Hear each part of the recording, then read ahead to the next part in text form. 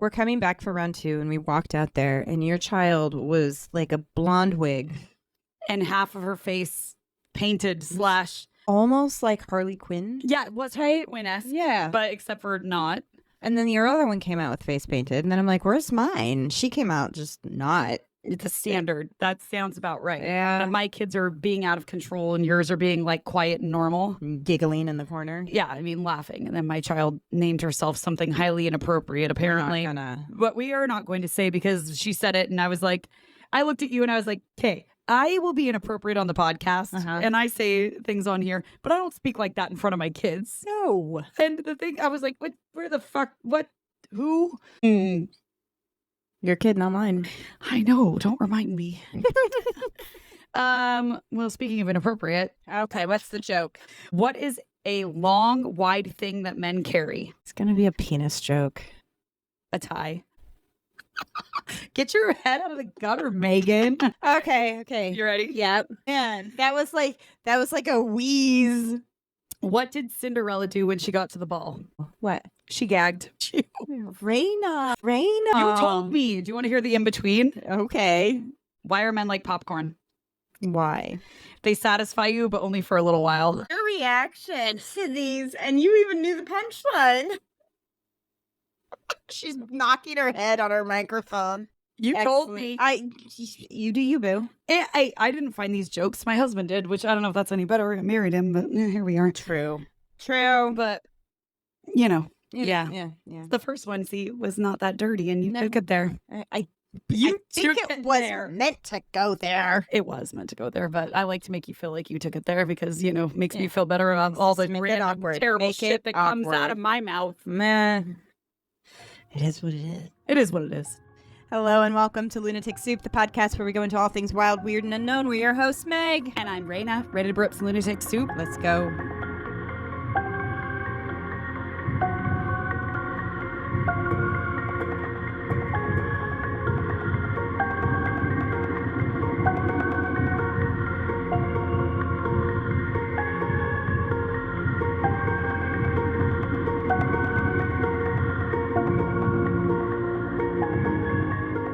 What do we got? Well, we pulled this out of the fridge. I hope it's sucker still good. I get worried about like not self-canned, but like yeah, I think it'll be fine. There.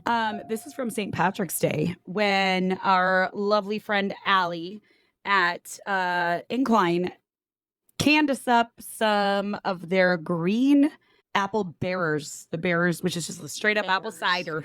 But it was green from St. Patrick's Day. So luck of the Irish. It says for lunatic soup at the top. So yeah, and little hearts because she loves us.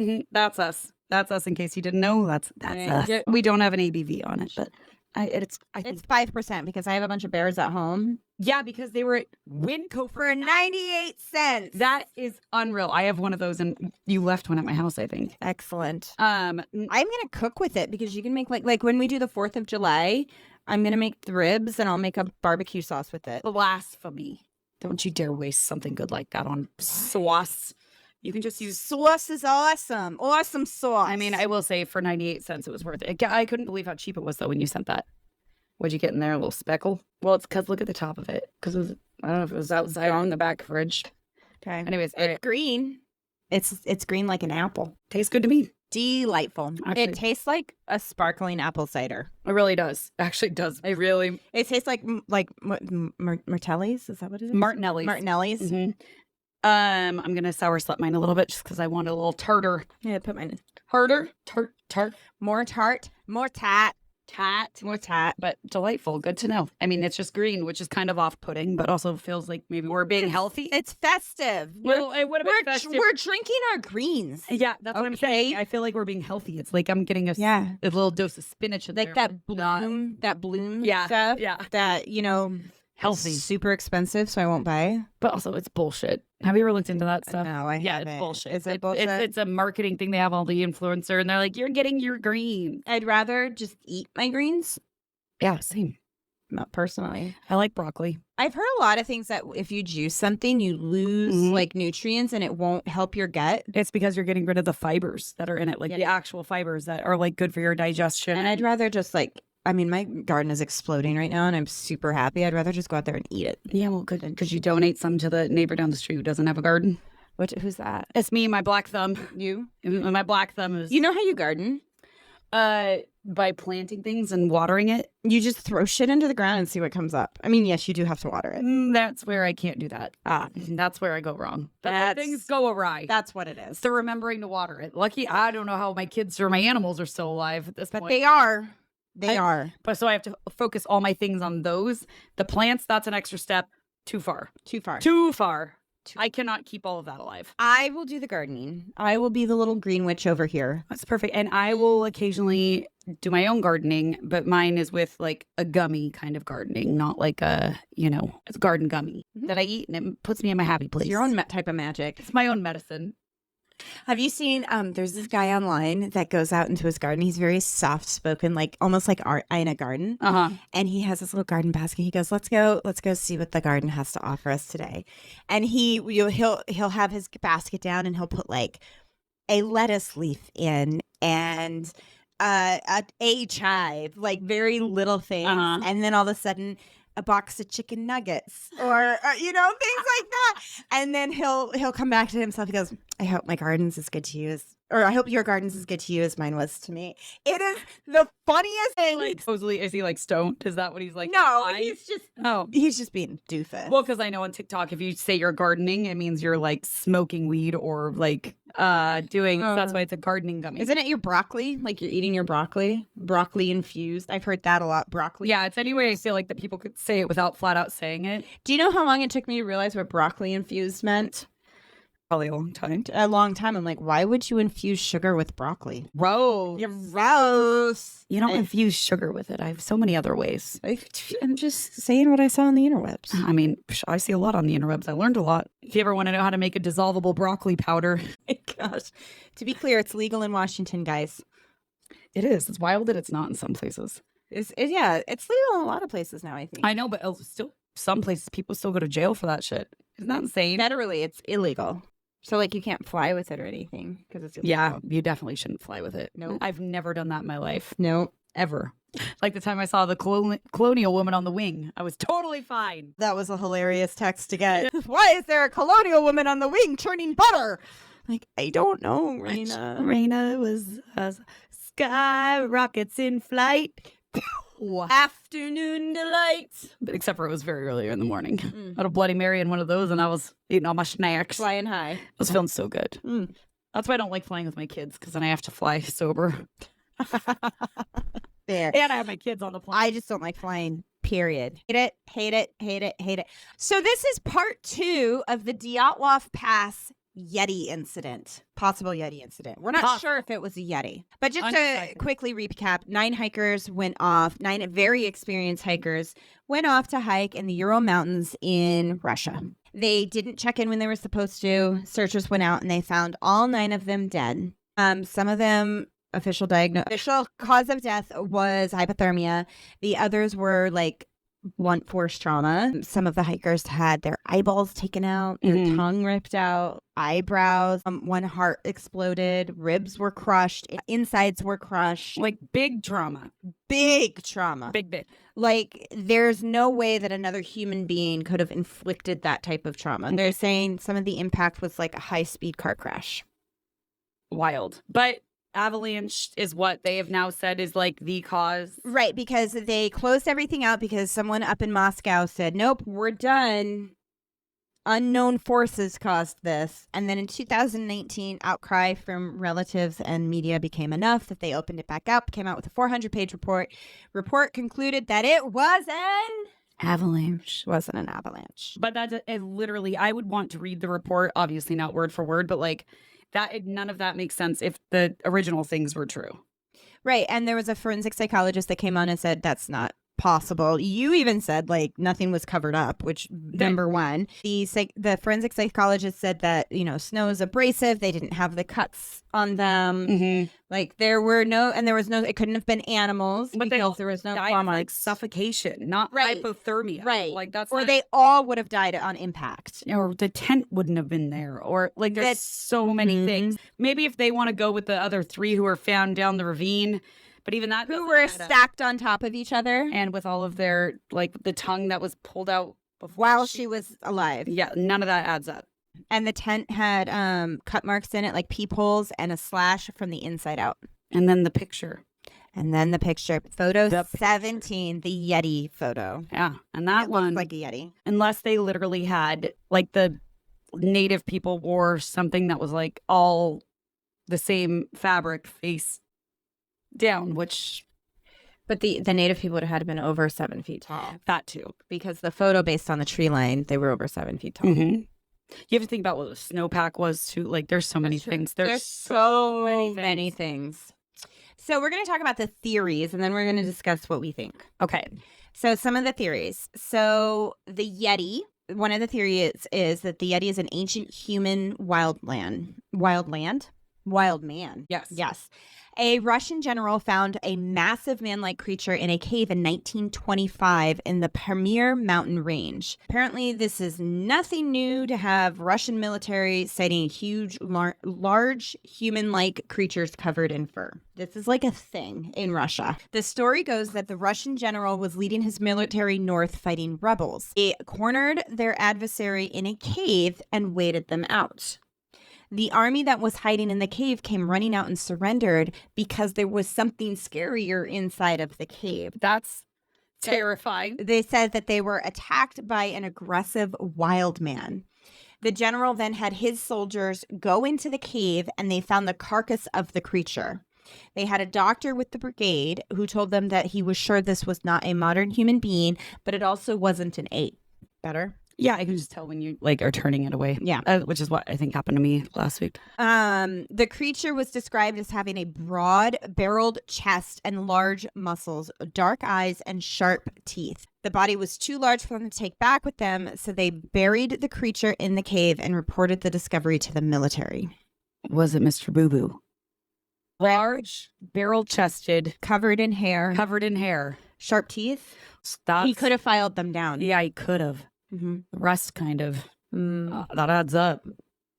I almost made a joke about hair not everywhere, but I didn't. You're going to cut that out. I was going to say you want to die. You're going to cut that out. But Mr. Boo Boo, my husband, is very barrel chested. He's a very large. His chest is very huge. Girth. Well, it is. It's just like one of those when people will be like, I've heard people say this, like, everyone's skeletons are the same size. And I'm like, you're a dumbass. That's literally false. His chest is like, it's very round. Rounded. A rounded chest. Maybe he comes from the Yetis. That would make sense. That would be a Yowie. Get it right. A Yowie. You're right. Get it right. Maybe he's a Yowie descendant. Huh. Wouldn't know. He hasn't taken that DNA test. That fucker. I know. You've had it for him for what, 3 years now? Yeah. Ancestry? Yeah. Yeah, a little shit. Mm-hmm. I'm going to swab him in the middle of the night. Another theory says that the Yeti responsible for the Dyatlov massacre was not a wild man, but a genetically engineered creature created by Stalin. So that makes sense. That, if you tie that in with some of our other conspiracies that we have listened to. Mm-hmm. Also, this is...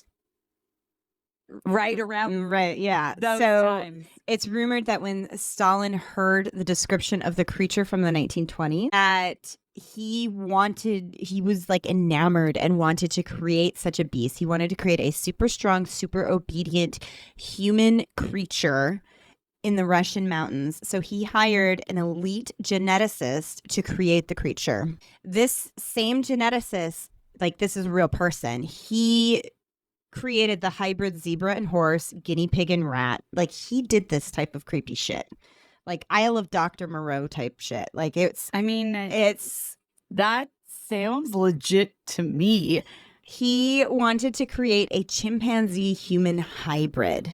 Kind of like he had a god complex that wanted to create a creature to do their dirty work. That sounds about in the military. Right. Yeah, that sounds accurate. And yeah, it does sound far-fetched, but then you see this guy was putting creatures together. I feel like that sounds far-fetched for people who, like, one, don't do a podcast where you hear all the conspiracy theories, where when they all start to tie together, that fucks with me. We already know that Stalin was kind of a crazy dude. Yeah. Oh, right. It's not. Yeah. It's not outside of the realm Not at all. of things. Between him and Hitler. Right? And this was post-World War. Yeah. Yeah. But, I mean, that's when the incident took place. So, say they did create this creature. I just want to, I keep going out in, like, but my voice keeps, you can hear me, though. So I can you can hear me. totally It doesn't fine. matter. Okay. So, could this be a creature that escaped its captivity, ventured into the forest, and killed the Dyatlov party? Or did the government let the beast out? I'm going to go with that one. No one has proof of this, Obviously. but it still remains a theory. I like that theory. Another theory is that the Soviet Union discovered the existence of the Yeti, and they captured them, bred them, and turned them into a super army. They said the discovery was in 1937, right before World War II. They captured a beast. They were transporting it to Moscow. A guard got too close to the beast on a train that they were transporting it with. The creature attacked the guard, so they shot the creature and killed it. It never arrived in Moscow, so the Russian military was said to go out and find more so that they could take it, study it, and create an army. There are other instances of Russian military officials finding man-ape type beasts that have been captured throughout the Russian mountains. This is like a folklore in Russia. I mean, I guess you would call it a folklore because when they don't want you to know the truth, it becomes folklore. It becomes urban legend, right? But this is a regular story in Russia.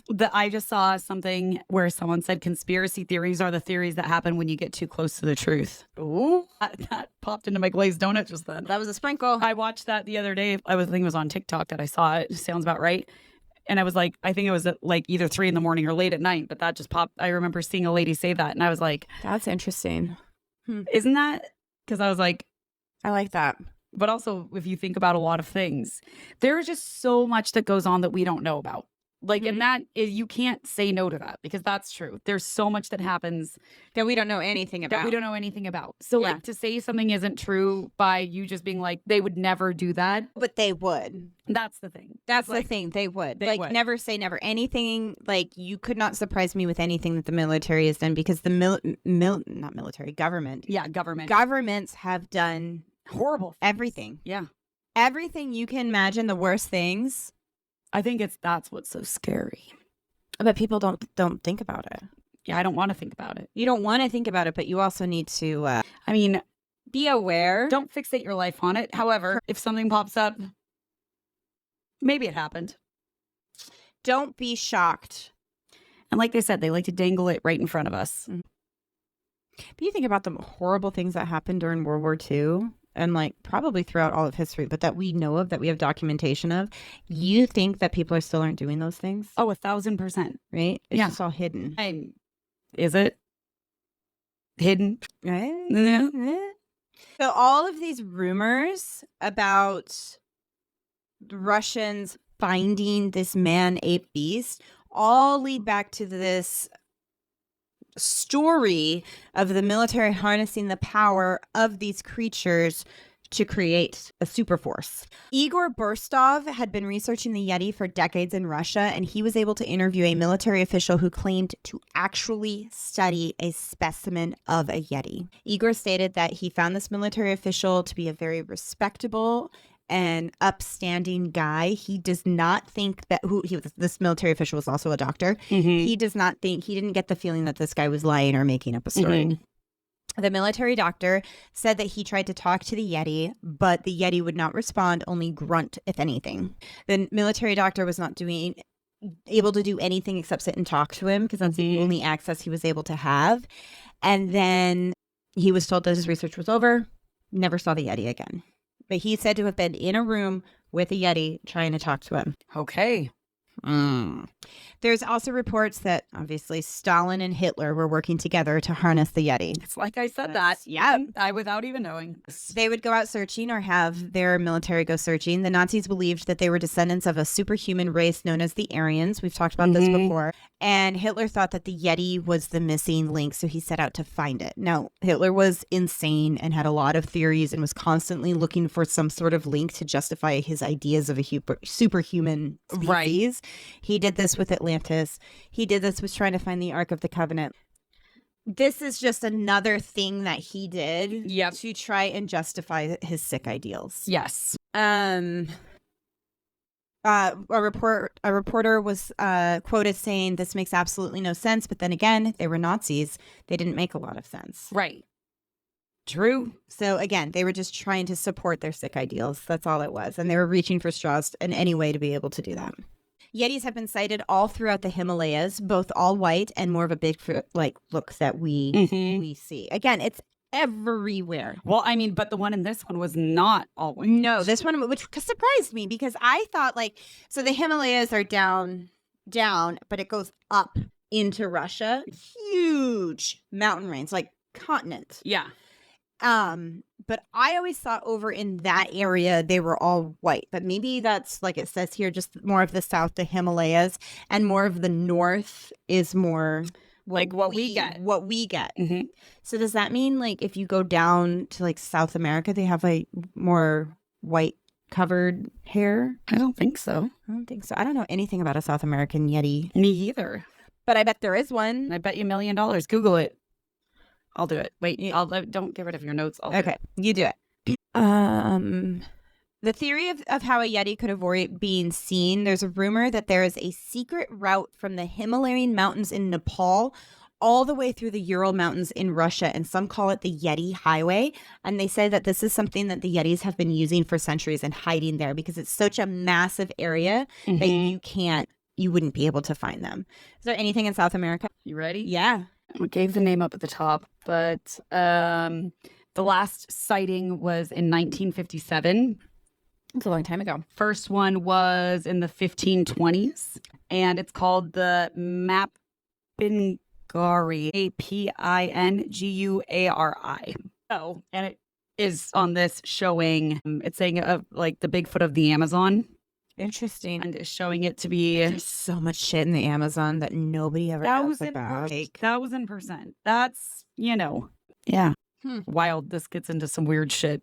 We should just do an episode on Bigfoots around the world. On 1,000%. Sasquatch, Yeti. We should. Maybe I'll do that in October when we have extra episodes. That's such a good idea. Just go like a little synopsis of all the different Yetis, Bigfoot, Sasquatch.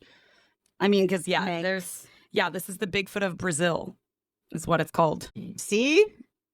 They're everywhere. This one, unlike Bigfoot, though, it would stride towards the camera and mercilessly devour anyone behind it. Interesting. So there's that. He's just hungry. He's a hungry, hungry little Bigfoot. Hungry, hungry hippo. Hungry, hungry hippo. So we talked about. Okay. Skahan is an indigenous cryptid expert in the Yakima Valley in Washington.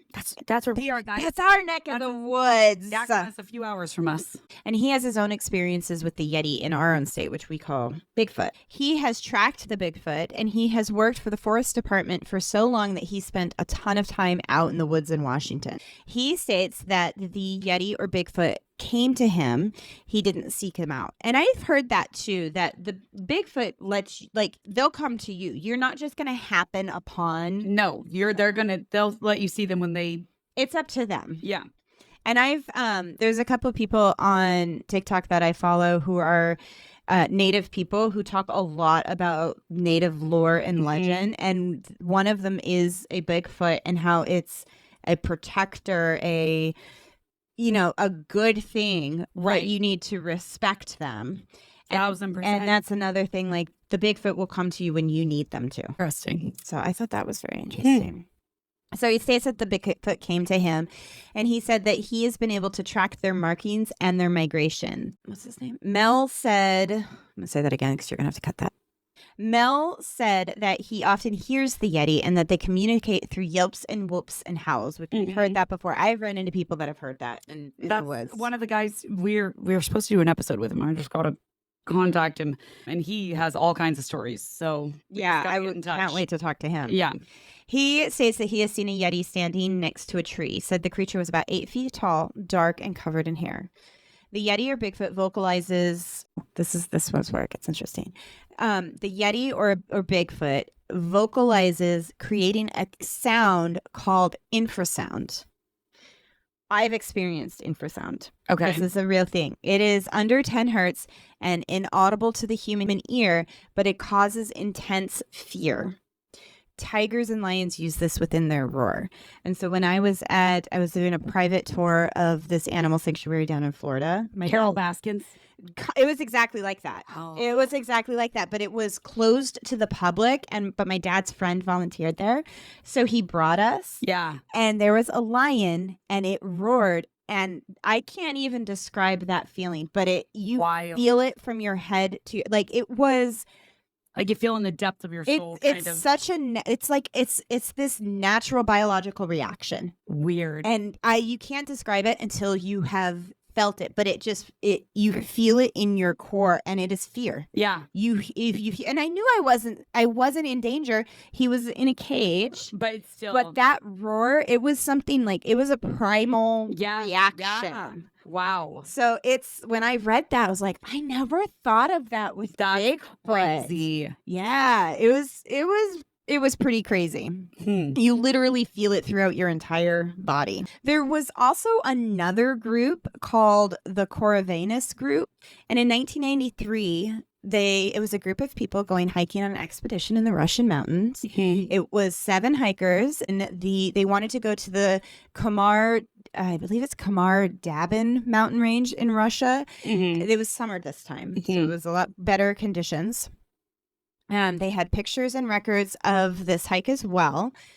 All the hikers died tragically. I've heard this story too. Except one. Valentina Yutachenko, I believe her name is. She survived the incident. And in an interview, I watched an interview with her.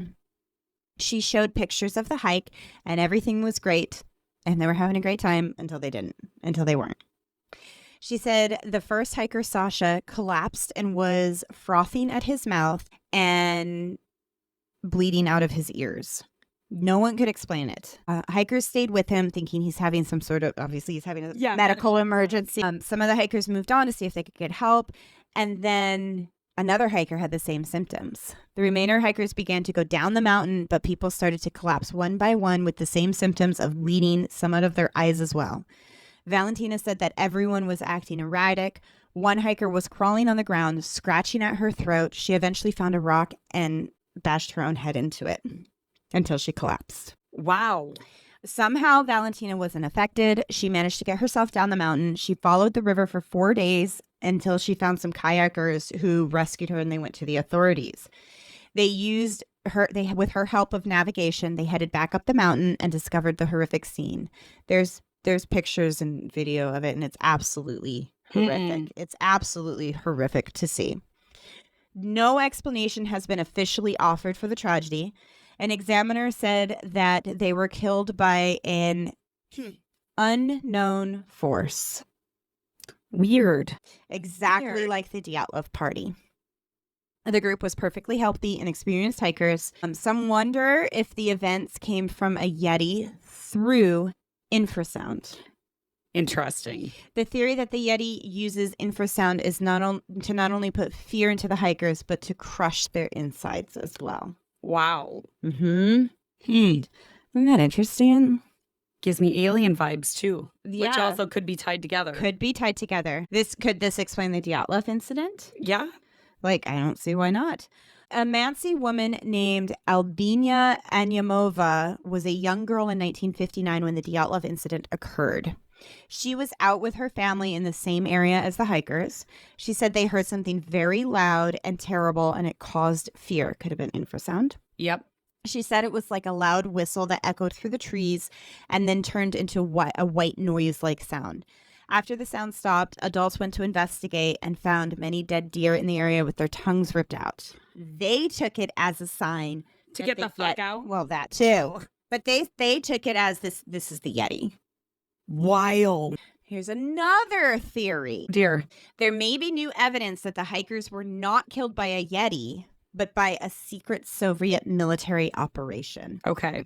I feel like I've heard this one. In the Ural Mountains, there's a ton of Soviet military activity, and a few miles from where the hikers were killed or died, there was a military nuclear base, but nobody knew it at the time. Okay. In 1945, it was priority for the Soviets to master nuclear technology. Right. And they built a nuclear power plant in the Ural Mountains, but it was very badly built and exploded 2 years before the Dyatlov expedition. Okay. Meaning that the hikers were hiking in a radioactive hotbed. But no one knew this because the Soviet Union and the CIA Shocker. kept the nuclear meltdown a secret. We knew about it. The CIA knew about it. I want to say I'm surprised. No, not surprised at all. Yeah, I know. Not at all. No one wanted the public to know about the dangers of nuclear power, obviously, because we want to be able to use it. Right. And the meltdown information did not come about until 1999, 40 years after the Dyatlov incident. So I can talk about it now because we all know about it. Don't come at me.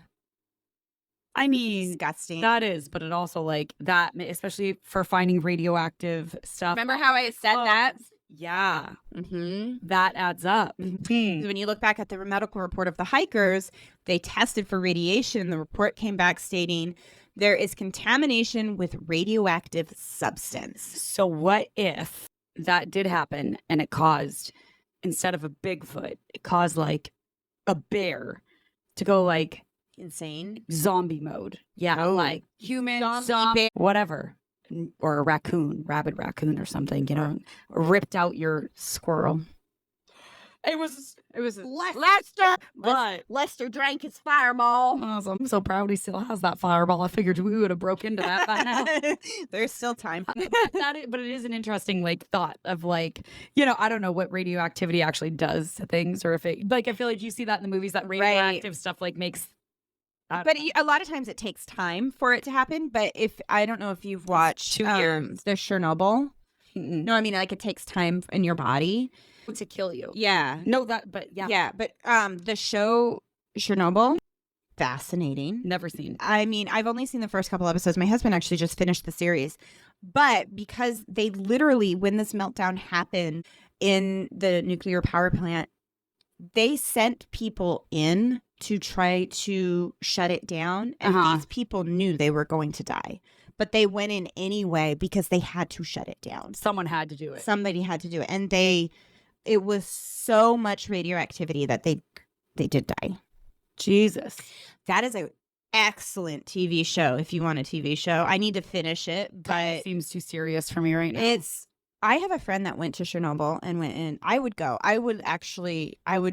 If I had the opportunity, I would go. Like you don't have to suit up, but you do have to bring that thingy with you to check for radiation. You go, take video, bring back, let me know how it goes. Done.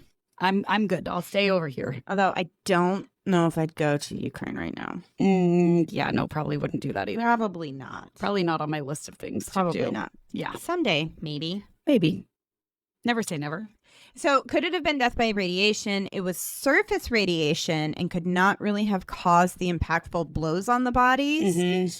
And it couldn't have caused the internal injuries. Does it also like make you insane or like do things like leave your shoes and stuff?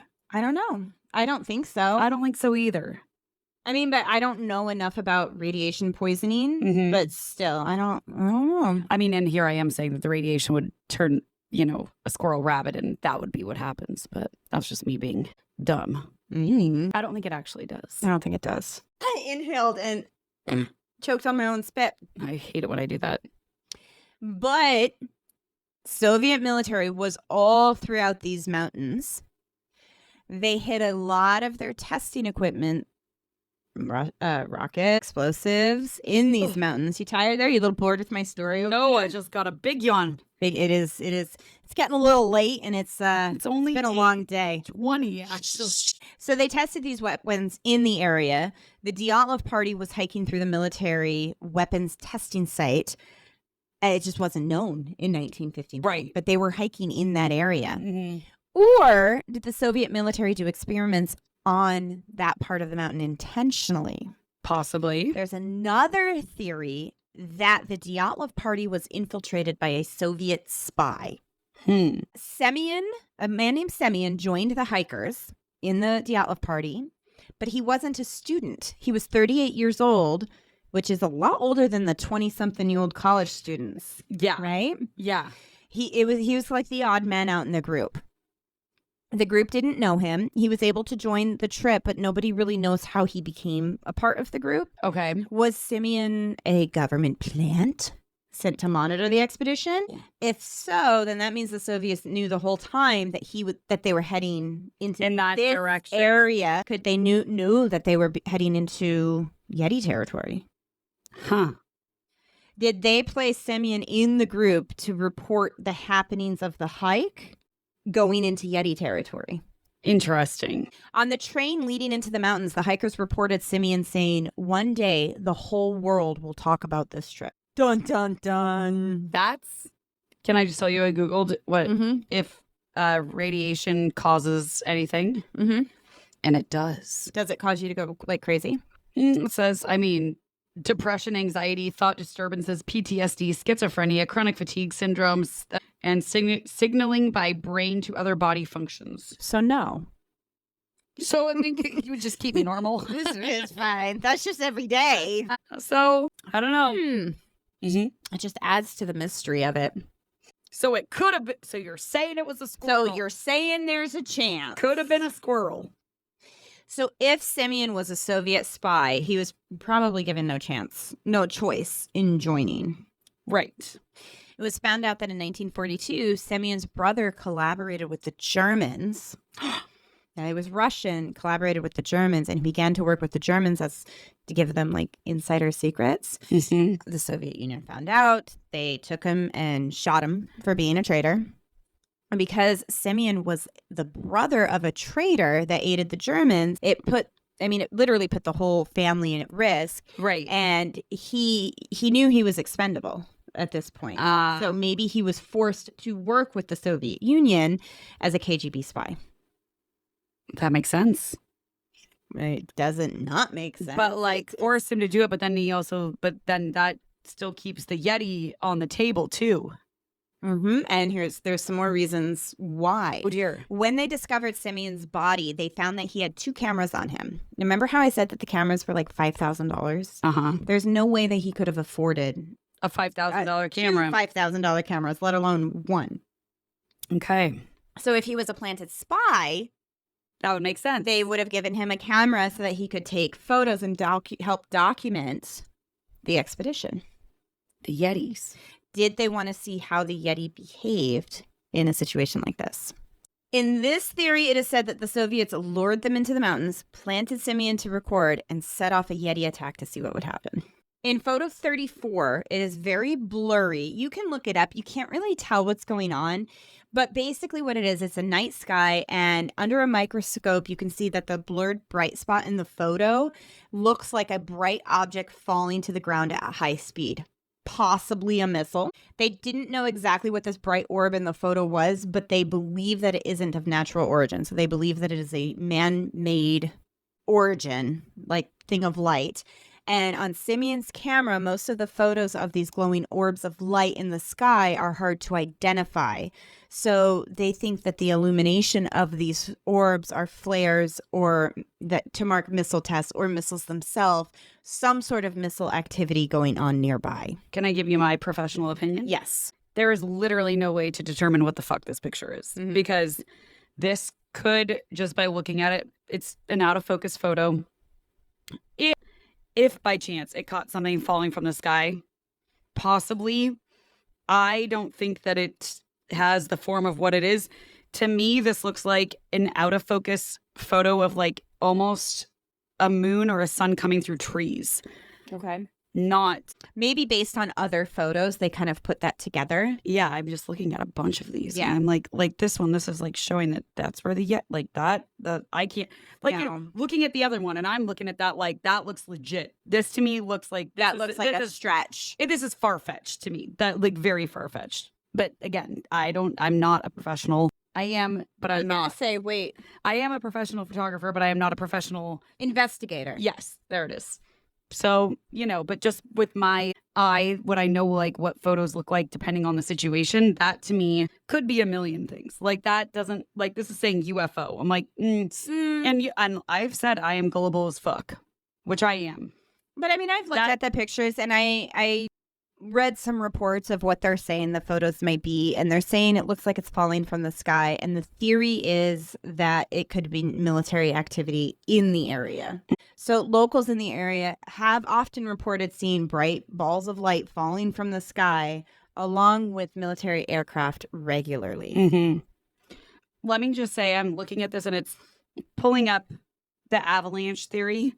Seeing it like this I could see why they're saying avalanche theory. Why? Because it's showing like the layers. And so it like, and I was able to see like this. So like if they were inside when the avalanche hit. But they wouldn't have been able to get out of that. If they were covered, they would have been crushed in the tent. Well, let's say that they weren't fully crushed. They were able to get out of the tent. So they would have had to cut themselves out. Okay. They wouldn't be able to find their stuff because they were like literally inside of it. Mm-hmm. I'll give it that for that part happened. And then the avalanche stopped and they were able to see their footprint? Well, it would have already been stopped. So like and they dug themselves. But why was her tongue ripped out? That's what I'm saying. Or eyebrows. I can see them saying why the avalanche theory is a theory for like that part. For the tent part that you're looking at. But also like, again, there's a lot that doesn't cover. A lot. Mm-hmm. It's a theory. Well, saying that they climbed a tree. Like if the avalanche isn't something that like happens and continues. Like it happens. It happens and then it's. Well, no, I think an avalanche can kind of set off other things. It can set off multiple avalanches, which is true. But like it just doesn't add up for this situation, I think. Like I think the initial thing I could say is like, oh yeah, an avalanche hit their tent and so it got kind of crushed. They survived, they cut their way out. And they all went down and tried to live, and that's why they don't have their shoes on. I'll go with that. But it doesn't account for some of the physical things. Also, like them, the way they were dead on the ground, like looking like they were crawling for things. Or like, if you're all having hypothermia, you're huddled together. Yeah. Trying to stay warm by a fire. Yeah. And it wouldn't account for the injuries. 1,000%. You know? Mm-hmm. The naked part doesn't make sense. Yeah, why they were... That doesn't make any sense. Well, unless they literally were pulling clothes off to try to keep themselves warm. That makes no sense. You don't pull clothes off to make yourself warm. That's only... pull clothes off of other people to make yourself warm. Got it. Yes. If they were taking clothes off people who had already died. Mm-hmm. I'll give them that. But again... I feel like that only makes sense for like a small portion. Sorry, I'm playing footsie with you. Yeah, we are. A small portion of it. Like a very small portion of it. It accounts for some of it, but not all of it. Yeah, 1,000%. So on the night of February 1st, 1959, locals did report seeing orbs of light, hearing blasts, and this type of military activity on the mountain. Right. So that was happening when the hikers were up there. Did you also know that you can set off an avalanche intentionally? Mm-hmm. So, like, there's that. So the theory is the hikers knew, or the government knew that the hikers were in the area. Some believe that the government may have caused these explosions to anger the Yeti and see what it would do to people in that territory. What if they wanted a Yeti attack and to see what would happen, and they used the Dyatlov party as bait, using Simeon to record and take pictures, which Simeon did, and then his chest was crushed. Yeah. So the hikers, I will say their first names because I'm not good at the last names, because we have to remember, yes, we're talking about this, we're having fun with Yeti theories. No, but these were people, these were real people that did die. Igor, his cause of death was said to be hypothermia. Yuri, hypothermia. Lydia Milla, internal bleeding from severe chest trauma. Georgie or Yuri, hypothermia. Alexander, hypothermia. Zenaida, hypothermia. Rustem, hypothermia. Nikolai, cause of death, fatal skull injury. Semyon, severe chest trauma. And the youngest, Yuri Yudin. Oh, no, he's the one that left the expedition. No, right. So Semyon, severe chest trauma. So these are very real people that had a very horrible thing happen to them. What was the cause? I think it makes sense for the government to have done something, whether it had that picture, the Yeti picture is what gets me. And the body part, like the tongue being ripped out or the eyebrows being ripped off. Those are parts that you can't just like exclude from this, because if those hadn't happened, I could be like, okay, maybe it really was an avalanche. A heart exploding. Could that have been infrasound? Could it have also been like, let's just say we're going the avalanche theory. That is what they're saying. Okay. Can that happen with like blunt force trauma? Like as in you falling and hitting something, if that makes sense. Can it? I don't know. But it's the eyebrows and the eyeballs and but also like if they were in a ravine, they'd be buried. None of them were buried. Mm-mm. That also and they were stacked on top of each other, which I guess in an avalanche. But were they all holding on to each other? Like, is that why? Like, it just. And those are the ones that had body parts missing. Yeah. Those were the other ones with hypothermia. The ones in the ravine. It doesn't. I don't know. I'm confused. Like I said, Yeti? I can see the avalanche theory for like the hypothermia and the beginning ones. The rest of it doesn't make sense to me. I think the government definitely had something to do with it. Whether they set off. Why was Semyon on the expedition? Why was Semyon on the expedition when he was a 38-year-old weirdo? Like, can you imagine in a couple of years we're going on an expedition with a bunch of 20-year-olds hiking? I'm 30. Okay, so next year you could have let that slide, and you didn't. You could have. And Just didn't. saying. And also, yeah, I have a 26-year-old sister, and like, would I go on an expedition with her because it's my sister and I love her? Yeah. But going out with like random ass people. She's also 26. She's not 22-year-old college student. No, the fuck no. No. No, why would you do that? Unless you were the expert leading the way. But he wasn't. This was Dyatlov leading the way. Yeah, it doesn't make sense. And nobody quite knows how he joined the expedition. He just joined. And what he said on the train, how the whole world will know about this expedition. Well, yeah. I just feel like there's so many things that don't make sense. And there's so many things that, one, when people did investigate, how do we know that what they actually saw was what was actually there to start with? Right. Like, there is so many times that people can come in and cover shit up.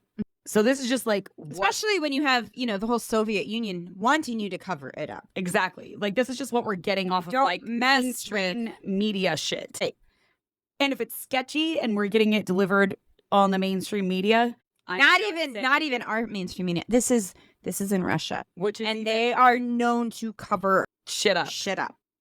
I mean, so are we, but our CIA knew about it too, or knew about shit too, and didn't. Maybe we had something to do with it, because that wouldn't be the first time some government entity has done something horrific and you find out that the U.S. had a hand in it, or at least knew about it and didn't stop it.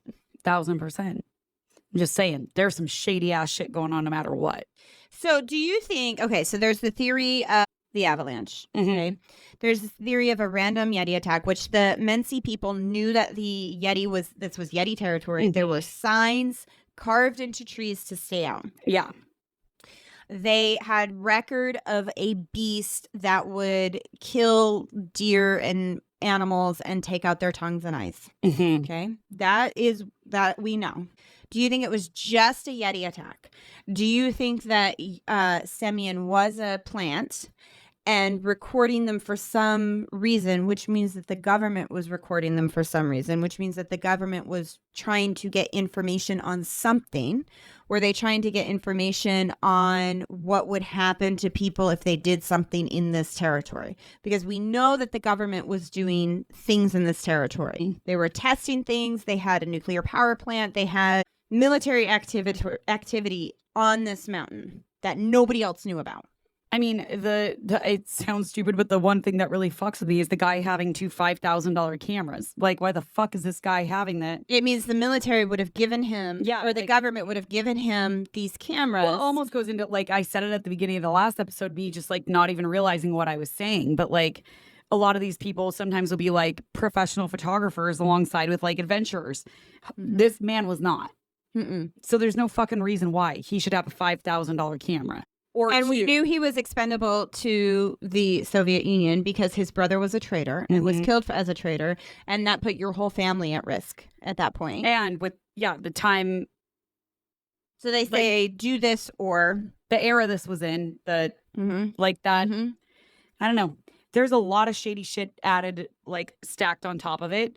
And it's like, no wonder we don't know the real reason because I Even feel like if it wasn't a Yeti, like you said, you can set off an avalanche. 1,000%. So did they intentionally set off an avalanche to see what happened? Did they set off did they do something to spook a Yeti? Right. And then set off an avalanche alongside of it? Like, could it have been all of the above? Possibly. Could it? Or are we just cuckoo for Cocoa Puffs? Did an alien ship land, set off the avalanche, everyone ran, and then did things they wanted to do, and then dropped them back in the ravine without their stuff? You talking about stuff? Maybe. I didn't necessarily say it. Soft tissue, though. Never know. Your face is so red right now. Why do I say things like that? Like, it just comes out, And I don't know why your daughter says certain things. It's the shit that comes out of my mouth before my brain catches up to be like, don't say it, Raina. Huh. And What do you guys and then think? someone gave me a microphone. Which apparently we should have them taken away. Yeah, according to the internet. Yeah, well, maybe they're right. Maybe one of us should. But what do you guys think? Yeah.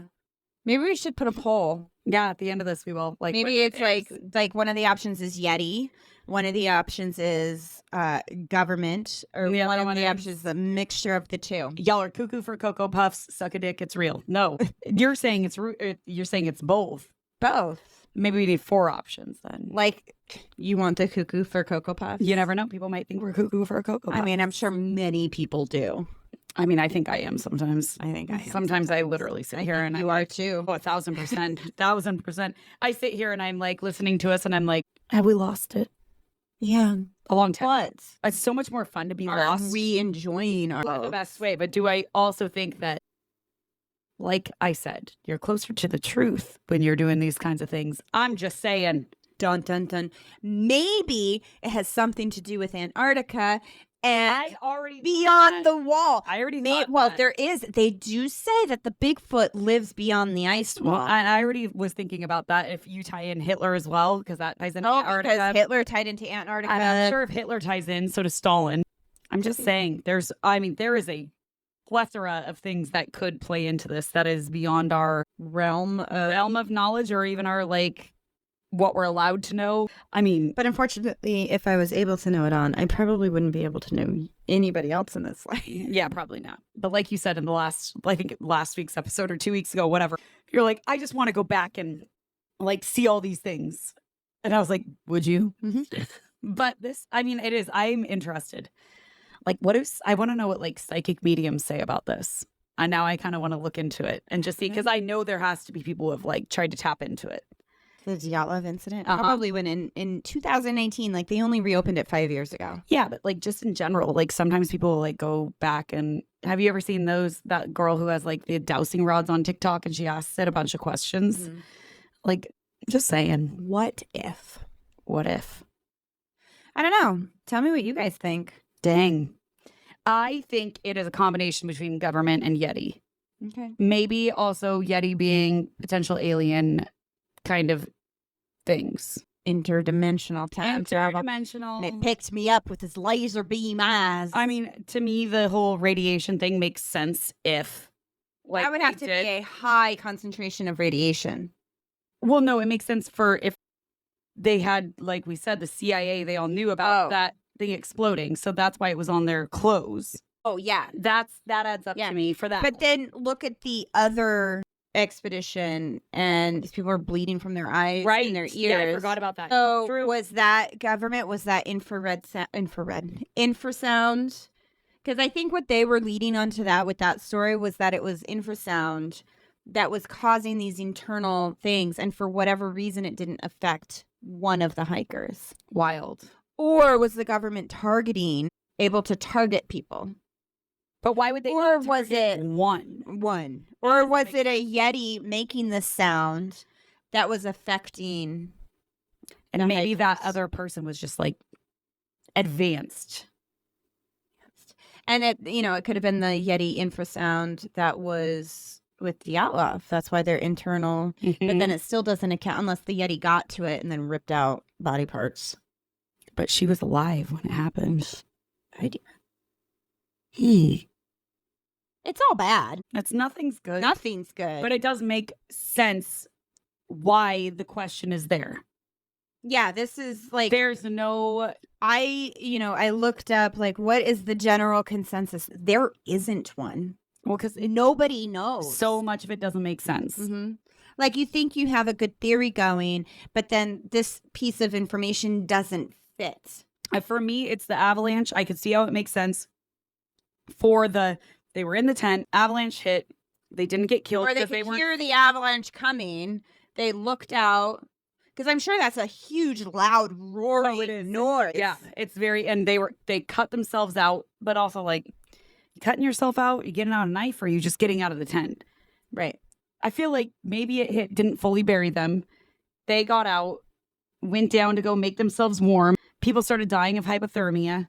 But once the avalanche was over, they could have gone back into their tent and got their supplies. Well, it was crushed. Yeah. No, you're right. I mean, that's true. They could have. How fast you dying out there? I don't know how fast you can die from exposure. Pretty quick, though. Pretty quickly. I think. But if the avalanche had ended, they could have gone back to the tent. And gotten their stuff, because how it looks like in the thing, you can still access the tent. You can still get in. You could dig your stuff out. And especially if you're exposed. Yeah, you don't have your shoes. To the elements. Someone's getting everyone warm. You'd be like, let's get our shit. Yeah, that doesn't add up. Mm-mm. And then the people stacked, missing in the ravine. Doesn't add up. And only those people in the ravine had those types of injuries.